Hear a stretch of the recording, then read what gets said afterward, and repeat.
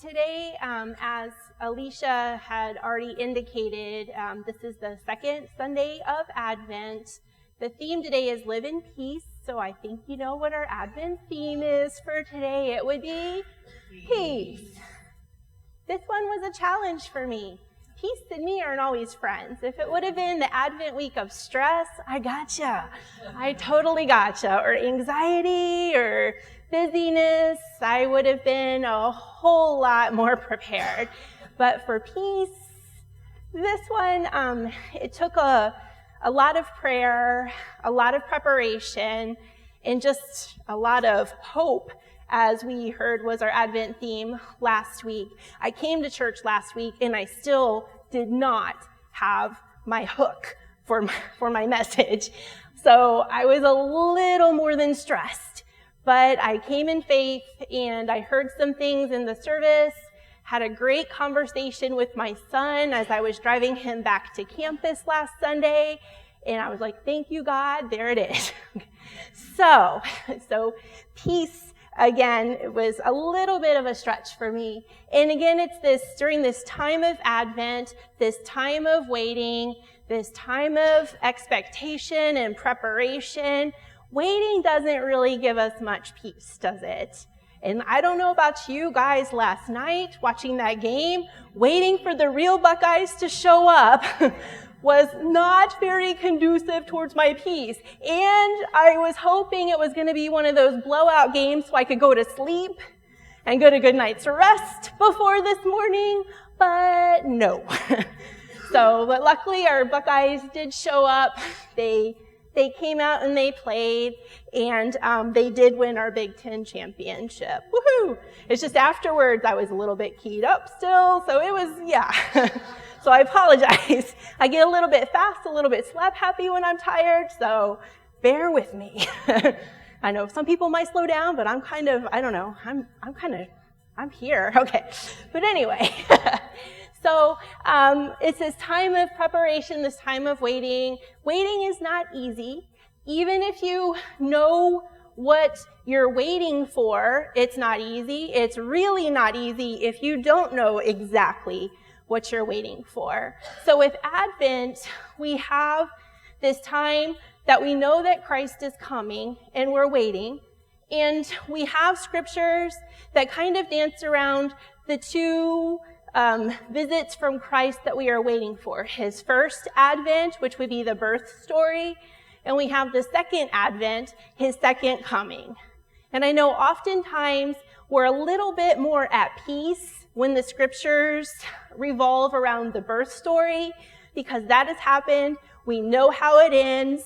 We prepare each year. We talk about the coming of Christ and we visualize that baby Jesus, but we know how that story has fulfilled itself. And now, as Dawn talked last week, she used our scripture that let us know where Jesus was talking about the second Advent, the second coming, where he describes that no one knows the time or the hour. Doesn't that make you feel good? Like, I have no idea when this thing is happening. It could be tomorrow. It could be whatever. I don't know when it's happening. And we're warned that there are going to be false prophets, that there are going to be deceivers, and that we have to watch out for that. So we don't know exactly what we're watching for, but we better watch out for it. And we better be prepared. And we better be alert. Doesn't that sound like a whole lot of peace? Woo! So that kind of, those kinds of scriptures can give us a lot of anxiety because we don't know what we're waiting for. We don't know what it's going to be like. But as Dawn described to us, is that it can fill us with a lot of hope, even though there's a lot of the unknown in that, because when Jesus comes again, it will be, his will have been done and his kingdom will have come. There will be peace on earth. So that's something to look forward to. And I know when we don't know exactly how it's going to happen, when it's going to happen, what it's going to look like, it doesn't actually fill us with a lot of peace. But what I would like to remind us of, and it reminded me when the kids were doing their skit last week, is that as we heard the lion up here even this morning saying, is it Christmas yet? Is it Christmas yet? And our lamb said, no, not yet. We have to prepare. Last week it's 4 weeks away, and the lion says, I can't wait that long. Okay. And the lamb reminds us that we need this time. We need Advent time to get ready for Christmas. When Jesus came to earth, it was because of a promise God made to send a new kind of king who would bring about peace and justice. We get ready during Advent by remembering the hope we have in God's peaceable kingdom on earth. So that is the theme, that is the scripture that I will talk about today. That was the scripture for today, was the promise in Isaiah of that first coming of the Messiah. Now, when Isaiah made this promise, when he had this prophecy, they're in the same boat that we're in today. They didn't know exactly when that first coming was going to happen. They didn't know what it was going to look like. They didn't know when it was going to happen. And many biblical scholars think that when Isaiah made this prophecy, that he thought it was actually about Hezekiah, that it was going to happen pretty quickly, that, this promise was going to be fulfilled within his time. So he didn't know. There was maybe a little bit of stress, a little bit of anxiety in that time too, because we didn't know exactly what it was going to look like. And when that promise was not fulfilled with Hezekiah, what they decided was that this was a future prophecy. Again, we don't know when this is going to happen, but we have somewhat of idea of who we should be looking for. We knew it was going to be in the branch from Jesse. So we knew the genealogy line. We knew that it was going to track back to King David. Again, we didn't know exactly when this was going to happen. They didn't know. So I'm like, I know we feel better with the birth story because we know the end of the story there, but they didn't know. They didn't know who they were looking for. Many came through and said that they were the Messiah, just like what we were told in that the words from Jesus is that there are going to be deceivers. There were deceivers in those days too that claimed to be the Messiah. They did not know exactly who they were looking for or what they were looking for. Okay? But the promise in Isaiah goes such as that. So a shoot will come up from the stump of Jesse. From his roots, a branch will bear fruit. The Spirit of the Lord will rest on him, the Spirit of wisdom and of understanding, the Spirit of counsel and of might, the Spirit of knowledge and fear of the Lord, and he will delight in the fear of the Lord. He will not judge by what he sees with his eyes or decide by what he hears with his ears, but with righteousness he will judge the needy. With justice he will give decisions for the poor of the earth. He will strike the earth with the rod of his mouth. With the breath of his lips he will slay the wicked. Righteousness will be his belt, and faithfulness the sash around his waist. It's a long one, sorry. The wolf will live with the lamb. The leopard will lie down with the goat. The calf and the lion and the yearling together, and a little child will lead them. The cow will feed with the bear, and their young will lie down together. And the lion will eat straw like the ox. The infant will play near a cobra's den, and the young child will put its hand into the viper's nest. They will neither harm nor destroy on all my holy mountain. For the earth will be filled with the knowledge of the Lord as the waters cover the sea. And in that day, the root of Jesse will stand as a banner for all peoples. The nations will rally to him, and his resting place will be glorious. Sounds pretty amazing, doesn't it? What a great promise. Now, this is where human nature comes into play. This was what I was looking for, because I'm like, well, this sounds pretty amazing. And we sometimes judge the Jews of the past for not recognizing Jesus as the Messiah. Again, many people had come forth and maybe claimed to be the Messiah. And a little bit of where human nature comes into this is when we read this, we read what we want to have happen out of this.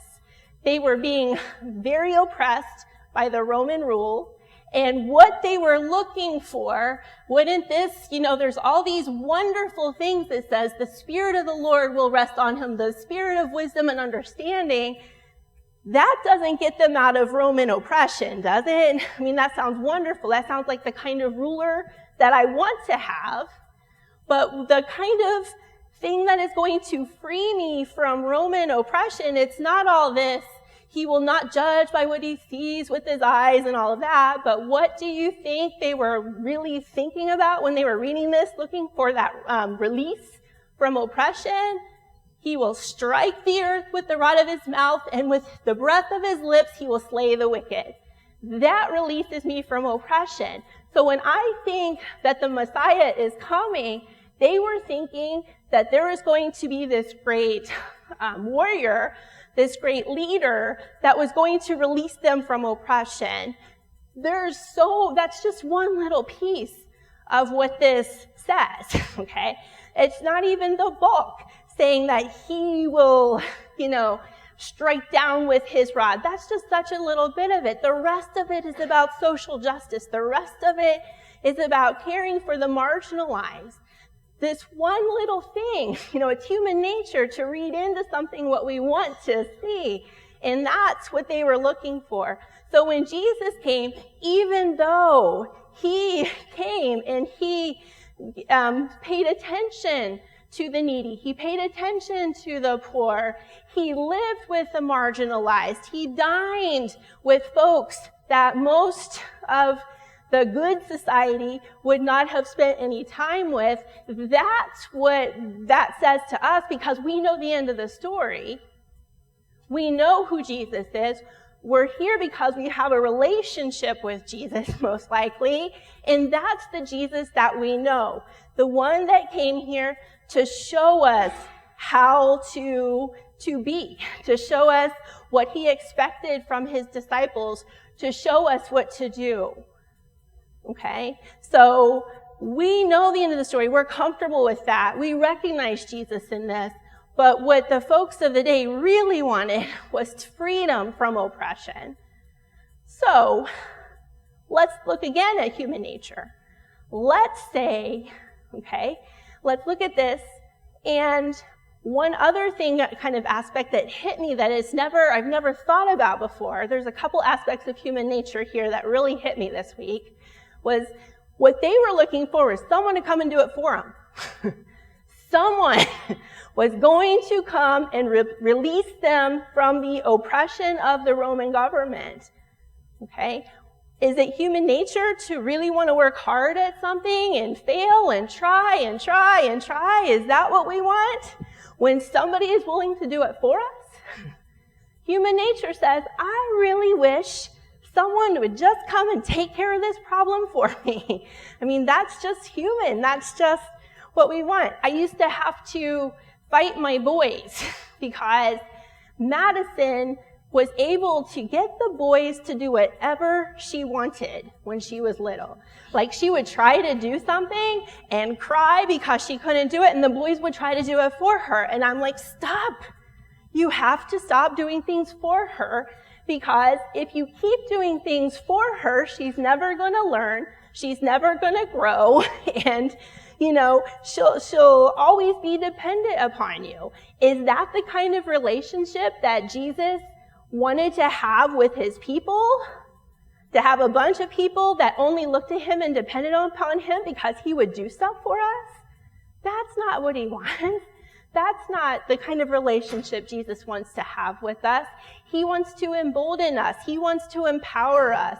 So when he came to earth, he came to show us how to create this peaceable kingdom, not to do it for us.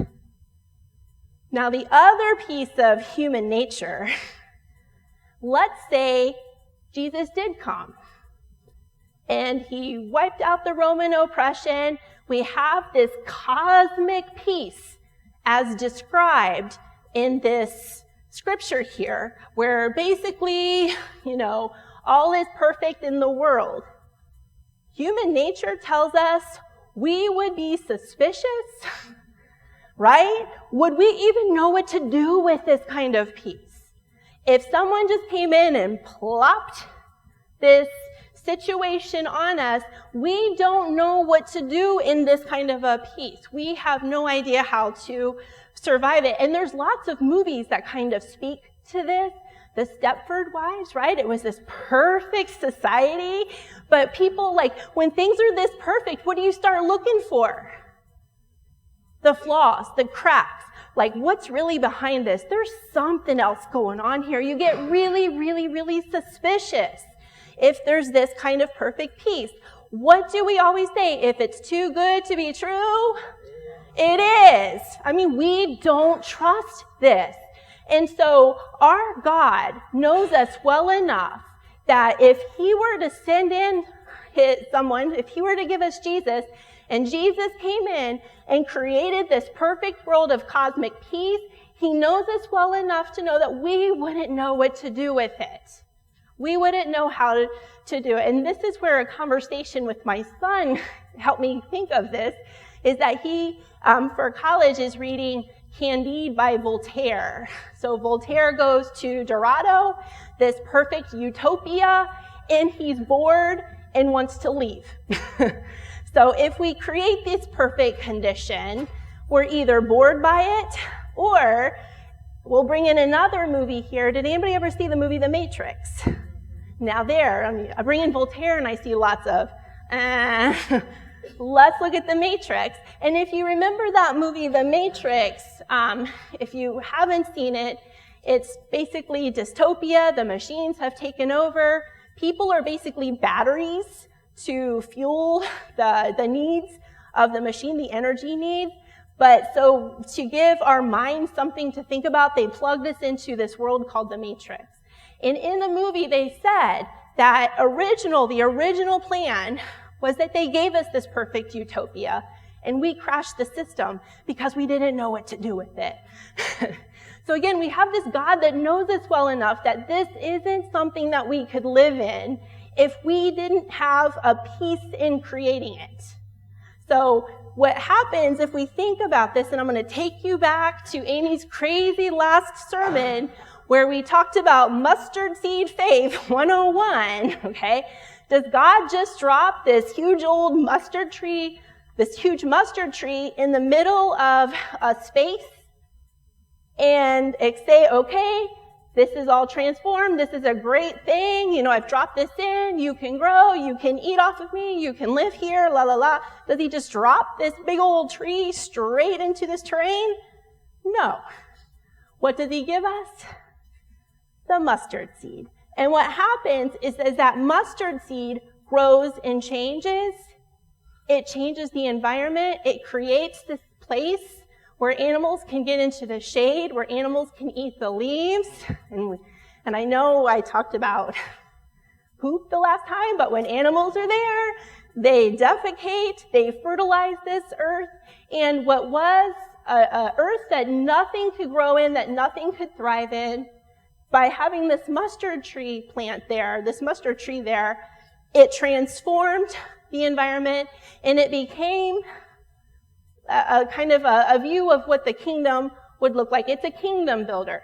It doesn't just pull nutrients for itself. It actually transforms the environment so that it actually becomes a better place, a place that everybody can thrive. So God knows that we can't just drop this thing in there. We have to have a piece of it. And as we do our acts, as we try to create this kingdom of heaven here on earth, as we have a piece in it, we are transformed along the way so that bit by bit by bit, as we walk towards this ideal of cosmic peace, since we have helped bring it about, we have been transformed along the way, then we know how to be a part of it. Then we have a piece of it. Then we can be a part of this. So as Dawn talked about last week with her message, I know those messages can sometimes bring on a little bit of fear, a little bit of anxiety, when we don't know what when the Son of Man is going to come and exactly what it's going to look like for the second coming. But she said what we needed to do was to be prepared, be alert, be ready, And the thing that we could do to do that is to do what Jesus asks of us, to follow his model, to help the needy, to help the poor, to do our best to transform others' lives, and in that process be transformed ourselves. So we are creating the kingdom of heaven, and it's becoming a place where we feel at peace, where we feel that we can exist, that we would not be suspicious of because we've helped to build it. So the best thing that we can do is try. Now, it's hard to be a disciple. It's hard to do all of the stuff that we're called to do and to feel at peace as if we're doing enough. So what I'd like to do is to share a little testimony of something that has happened to me recently that made me take a second look at peace and how it can be achieved. Okay. So one thing that I will admit to, and I think you guys already know it, is I like to take on more than I can possibly do. I'm a yes girl. I want to help, I want to serve, and luckily I have some folks that are in place now saying, no, Amy, you're not going to do that because you have too much on your plate. I have people watching out for me because I won't watch out for myself. The one way that I can kind of get through things is I like to make to-do lists. Anybody else a to-do list kind of a person? Oh yeah. So before I was working full-time, before my days got a little bit more demanding, I was able to sit down in the morning and do a daily devotional. I would read like read in a devotional book, or I would read our Daily Bread, the email that comes in from Community of Christ, that blog. So I would do some sort of devotional. But as my days got a little bit busier, I would do them, but I wasn't really doing it. I was like, okay, I check mark that off my to-do list. I read my devotional for the day. I can move on. I didn't really dig into it like I was previously. So I'm like, I'm really wasting my time, and, I'm not doing anybody any good by sitting here reading this thing just to say that I can check it off my list. I read my devotion today. Big pat on my back. So what I decided I needed to do was to do something that made the time feel worthwhile, but was also a bit of a devotion along the way. So what I started doing was, first thing in the morning when I would get up, is I started my to-do list. I would kind of get the things down on my list, the things that needed to be accomplished in the day. And I had like 4 different columns. I'm a real mega nerd here when it comes to that stuff. This is the stuff I have to do for work. This is the stuff I have to do for home. This is the stuff I have to do for church. I have all my little columns for all my little places where time needs to be spent. And then what I do is I pray over it. So that is my devotion time in the morning. So I would sit down with my to-do list, and I would go over it, and I would say a little prayer that would go something like, Dear God, are these the things that are pleasing to you? Are these the things that are going to help build your kingdom? Are these the things that you would have me doing? And if so, fill me with that sense of peace. Let me know that I'm on the right path. And then I would also pray that as I am accomplishing each one of these tasks with each person that I had to interface with each day, please let them see the light of you in me. Let me help to build the kingdom. So I would do that little prayer, and I would spend a few moments with a picture. So I met this picture we had a spiritual formation retreat here. I can't remember how long ago. Was it 3 years? Because I would say, just a year or 2 ago, but time, it's been a bit. But we were introduced to this picture, and I will tell you that I hate this picture. It challenges me. It elicits an emotional response for me, and I'm not one of those art buffs. I'm not an artsy kind of a person. So art doesn't usually have this effect on me, but for some reason, this picture really does. This is Rembrandt's Jesus Calming the Storm. And you can't really see it very well, so I did a little bit of a closer view. So what you can see is you can see Jesus sitting there, and you can see the disciples in various places. So after I do my to-do list, after I pray over it, I look at this picture, and this is my litmus test. Where am I today? Am I one of those disciples that in the midst of this storm is very close to Jesus, sitting at his feet and praying with him? Or am I one of those that's a doer? Do you notice that there's several of them trying to fix the sails and trying to take control of the situation? Many days, and he's not showing up very well. Do you see the one in red that's kind of hanging his head over the side of the boat? If you could see his face, it's not projecting very well. He's got this really distressed look on his face. And many of the days, that's where I'm at, where I'm kind of close to Jesus, but I'm like, oh my gosh, I just can't deal with it today. So this is where my litmus test is. Some days when it's a really bad week, I'm not even in the boat, I'm in the water somewhere, praying, like, get me out of here. So this is my litmus test. And after I kind of see where I am, I pray again that, please, Jesus, let me find you. Let me always reach out to you. So this is just kind of my little daily devotional. Now, over the last year, I took on some extra responsibilities. I no longer am, but I was the director for our junior high, so I had to do 2 retreats and a week-long camp. That took a lot of time and preparation. I kind of led the planning for a ziplining trip for our youth group. That took a lot of time and preparation. I also helped to do women's retreat. That took a lot of time and preparation. I'm working, have 3 kids. I do young peacemakers. I plan youth trips. And we do blast. So there's a lot. Planning and preaching and all those other things. So right before women's retreat, and I can't even tell you how long ago it was before. It was kind of maybe leading up to that. But I was really struggling. And so when I was praying over my to-do list, I was just so overwhelmed by all that had to get done. I couldn't even say the prayer anymore. And I was having trouble sleeping. So I couldn't make my mind go to sleep because I had so much to do. I should stay up and get things done and then go back to sleep. But I'm like, I really need to get some sleep. And so I would lay there and worry, and then I would fall asleep, and then I'd probably wake up. I wake up early anyway. Brian and I, we set our alarm for 4:15 every morning, so we get up early anyway. But I was getting up like at 2 in the morning and just in a panic, like I need to get up and get something done. But I would tell myself, Amy, you need to lay down and get some sleep. And then I don't know if it was a full-blown anxiety attacks that I was having, but I was laying there. I would try to make myself calm down, try to make myself go back to sleep, and then my heart would just be racing. My breath would be coming so fast.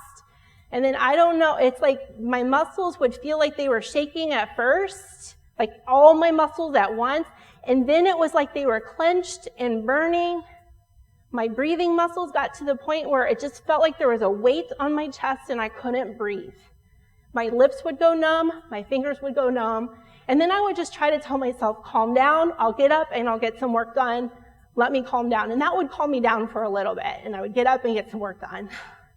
Then that stopped working, and it got pretty rough there for a little bit. I just couldn't sleep.